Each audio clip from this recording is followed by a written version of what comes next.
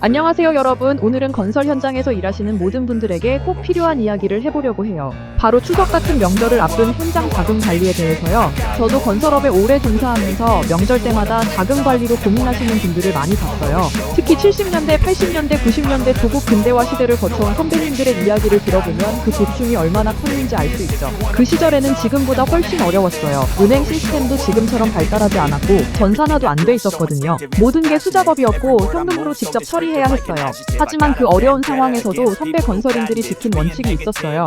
바로 명절 전 노임만큼은 절대 밀리지 않는다는 것이었죠. 그게 현장 소장의 자존심이자 책임감이었어요. 요즘은 많이 나아졌지만 여전히 명절 전 자금 관리는 쉽지 않은 일이에요. 특히 중소건설사나 전문공사업체들은 자금 여력이 크지 않아서 더욱 신경 써야 하거든요. 먼저 기성대금에 대해 자세히 알아볼게요. 기성대금이란 공사가 일정 부분 진행됐을 때 그 진척도에 따라 받는 공사대금을 말해요. 건설공사는 기간이 길고 금액이 크기 때문에 완공 후 한꺼번에 받는 게 아니라 중간중간 나눠서 받게 돼요. 기성대금 청구 절차를 살펴보면 첫째, 현장에서 당월 공사 실적을 정리해요. 어느 부분을 얼마나 했는지 상세하게 작성하죠. 둘째, 이걸 바탕으로 기성 내역서를 만들어요. 공종별로 수량과 금액을 명확히 해야 해요. 셋째, 감독관이나 발주처 담당자의 검사를 받아요. 실제로 그만큼 시공됐는지 확인하는 과정이죠. 넷째, 검사가 완료되면 정식으로 기성대금을 청구해요. 다섯째, 보통 청구 후 2주에서 한 달 사이에 입금이 돼요. 문제는 이 타이밍이에요. 예를 들어 9월 말에 기성 청구를 했는데 실제 입금은 10월 중순이 될 수 있어요. 그런데 추석이 10월 초라면 명절 전에 노임을 줘야 하는데 기성대금은 아직 안 들어온 상황이 되는 거죠. 그래서 자금 계획이 정말 중요해요. 최소한 한 달 전부터 치밀하게 계획을 세워야 해요.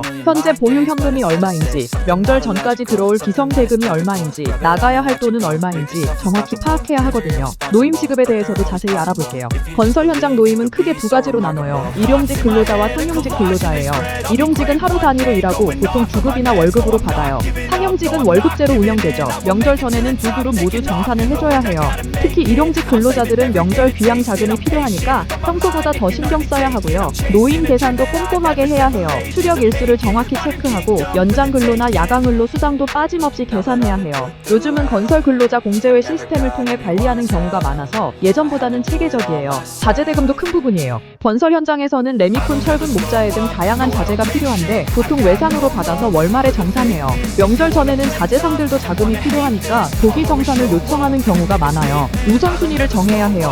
첫 번째는 노임이에요. 이건 절대 밀리면 안 돼요. 두 번째는 급한 자재 대금이에요. 다음 공사 진행에 꼭 필요한 자재 공급처는 관계를 유지해야 하니까요. 세 번째는 장비 임대료예요. 크레인이나 굴삭기 같은 장비를 임대해서 쓰는 경우가 많은데 이것도 정산해줘야 다음에도 원활하게 이용할 수 있어요. 70년대, 80년대 우리 아버지 세대 건설인들의 이야기를 들어보면 정말 대단하셨어요. 그때는 자금 여력이 더 부족했는데도 명절 전 노임 지급만큼은 절대 어기지 않으셨거든요. 한 선배님 이야기예요. 80년대에 소규모 공사를 하시는데 추석 전에 기성대금 입금이 늦어진 거예요. 하지만 현장 인부들 노임은 줘야 하니까 개인 돈을 빌려서라도 지급하셨대요. 그게 현장 소장의 의무이자 자존심이라고 생각하셨던 거죠. 그런 책임감이 있었기 때문에 우리나라 건설업이 여기까지 발전할 수 있었던 거예요. 우리 정신으로 보면 명절 자금 관리는 단순한 회계 업무가 아니에요. 함께 일하는 동료들에 대한 배려이자 신뢰를 지키는 일이죠. 이웃처럼 함께 일하는 현장 인부들 입장에서 생각해보세요. 명절 전에 받는 노임으로 고향 부모님께 용돈도 드리고 자녀들 용돈도 주고 명절 음식도 준비해요. 그 돈이 제때 나오지 않으면 얼마나 난처하겠어요. 선배들은 후배들에게 항상 강조했어요. 사람을 대하는 일이니까 신의를 지켜야 한다고 일한 만큼 제때 주는 게 기본이라고 말씀하셨죠. 회사 입장에서도 명절 자금 관리를 잘하면 좋은 점이 많아요. 첫째, 근로자들의 사기가 올라가요. 제때 노임을 받으면 회사에 대한 신뢰가 생기고 일도 더 열심히 하게 돼요. 둘째, 협력업체와의 관계가 좋아져요. 자재대금이나 장비료를 제때 주면 다음에도 좋은 조건으로 거래할 수 있고 급할 때 융통도 부릴 수 있어요. 셋째, 회사 신용도가 올라가요. 약속을 잘 지키는 회사라는 평판이 생기면 금융권에서도 좋게 봐주고 다음 공사 수주할 때도 유리해요. 그럼 구체적으로 어떻게 자금 계획을 세워야 할까요? 명절 한 달 전부터 시작해야 해요. 첫째, 현재 현금 보유액을 정확히 파악하세요. 통장 잔고와 사용 가능한 한도를 확인하고요. 둘째, 명절 전까지 들어올 돈을 계산하세요. 기성대금 청구 예정액과 입금 예정일을 확인하고 다른 수입도 체크해요. 셋째, 나가야 할 돈을 정리하세요. 노임, 자재대금, 장비료, 사무실 운영비 등을 리스트로 만들고 우선순위를 정해요. 넷째, 부족한 금액이 있으면 대책을 세워요. 단기 대출이 필요한지 기성대금 조기 수령이 가능한지 검토하고요. 기성대금 청구도 전략적으로 해야 해요. 서류를 철저히 준비해서 한 번에 통과되도록 하고 발주처와 미리 협의해서 지급 일정을 당겨달라고 요청할 수도 있어요. 정부 지원 제도도 적극 활용하세요. 중소벤처기업부에서는 명절 전 중소기업 자금난 해소를 위해 특별 자금을 지원해요. 신용보증기금이나 기술보증기금을 통한 보증도 받을 수 있고요.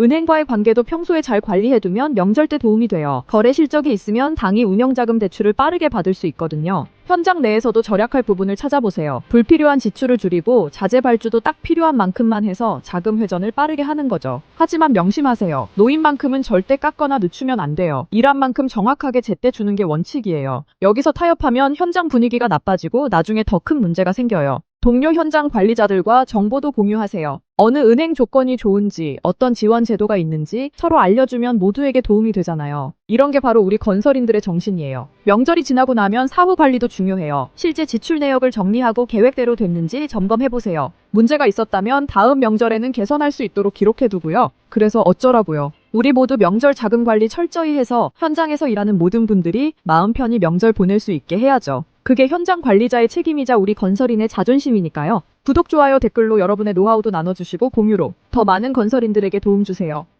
현장 모두 편한 명절 위해 구독, 좋아요 꾹!